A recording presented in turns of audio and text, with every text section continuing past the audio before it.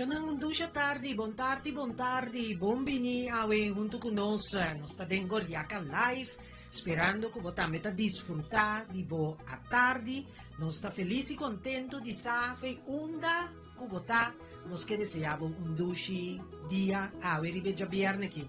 Awe calendar ta conta con fecha number 25 cava, martiata den su fase final manen tabisa.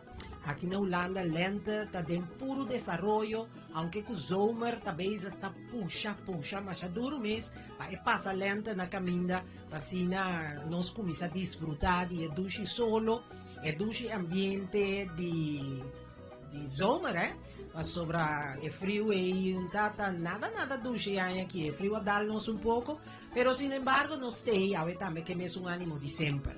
For di onda, bota mirando ou escuchando-nos ave. Nos que desejamos maneira mais bisacaba um duche de viernes, um alegre fim de semana. Awe nos invitado na maneira por a mira a vorei cava riba nos placi que anunciar nos invitado na nos team parlamentario Gwendel Mercelina junto con nos está aquí na Holanda y nos atopa con él y con mucho gusto ela acepta nos invitación y también nos tiene junto con nos Duerdania que ha participado en elección municipal de caso aquí en Rotterdam e também conversar conosco. Dylan Romeo também lo mestera check-in junto conosco e também ir a date, pero lastimamente não mester a cancelar não participação para a tarde. Nós atende bem alta zona que men duar a chega, nós vai abrir porta pe mientras tanto nós donavo algo de música para começar duche de viernes. Turcos bom, feliz tarde ou feliz merdia, onda que vou portar. François! Oh my God!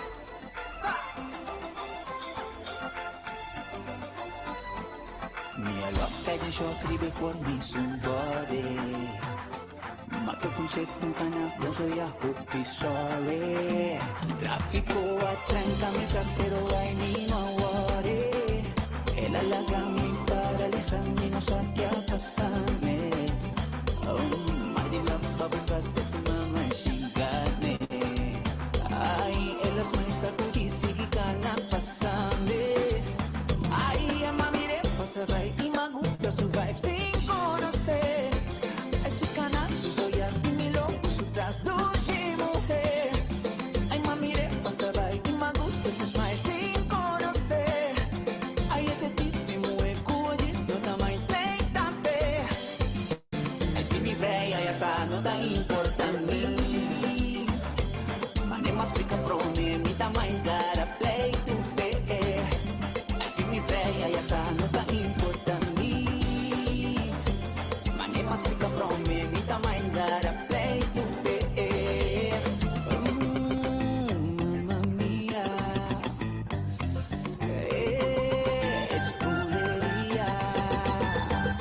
I said 1, 2, 3, show!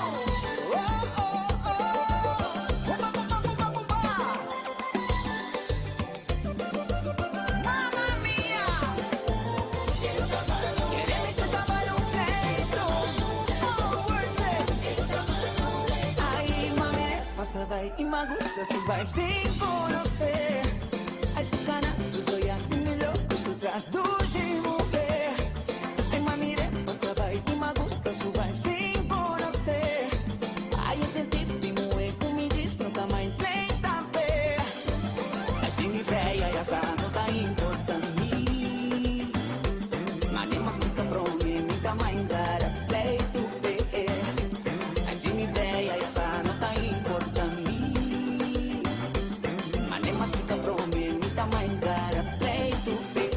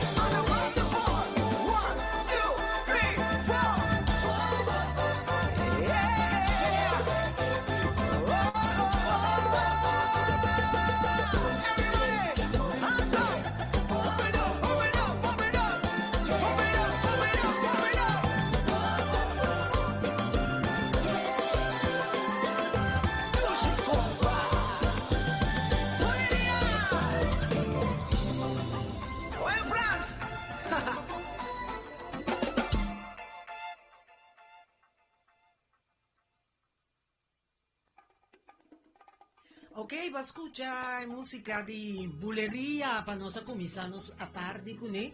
Andiamo da wak nos invitado a llegar acá, aquí se mundo que nos dur, buon tardi. Guarda, guardanos un rato que nan la nos mira aquí que cuenta tao si. Dur? Buon tardi, Koyaka. Dai, Buon dai. tardi. È un piacere trovare cerca del studio. Is in temperado basta druk. Basta hot. Basta hot, Basta siguro, hot. siguro. Anto, come vai? Va queda cansa? Ma queda cansado, pero toch satisfecho. Periodo tabata un po' sa periodo di campagna comincia intensivo for di januari ku pase ando fece nel momento aí maneira di januari a cominciar com campagna intensivo paiendo visitando barrio de Rotterdam conversando com e abitante di Rotterdam e também com nós ng holandês caribeo de Rotterdam